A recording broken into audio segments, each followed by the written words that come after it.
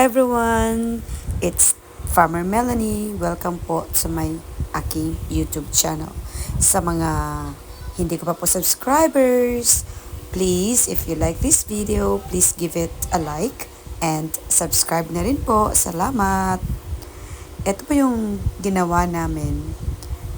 Before namatay si nanay, we already had a plan to upgrade and to improve ang aming garden.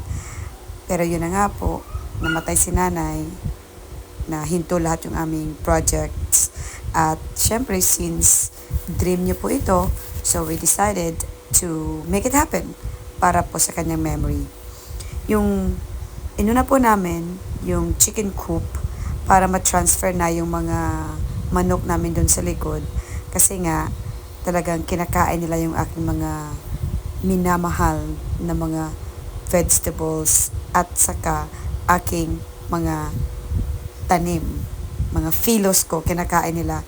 So, dito at least, mas malawak ang space at mas maraming damo na pwede nilang kainin at lalagyan talaga namin sila ng sarili nilang space at separate sa gagawin naming vegetable garden. So, ayan na, after how many days, tapos na at sana dumami pa ang aming mga manok. Yung iba po naming manok na sisiw ay binigay ng aking mga pinsan sa Sara at separate po na vlog yon, yung aming Christmas vlog. Ito na po ang aming plant box. Kasi noon, wala pa kaming plant box. Pag tinatanim po namin yung mga vegetables, pagdating ng ulan, wala, lanta lahat. So, eto, we decided to make plant box, at least elevated yung soil, yung ground. Medyo mas tutubo po yung aming mga tanim na vegetables. So, tapos we cleared out the area para kasi vegetables need sunlight. At before that, wala po kaming masyadong sunlight na nagpe-penetrate.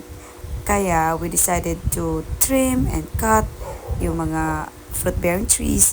Don't worry, tutubo rin naman po yan eh.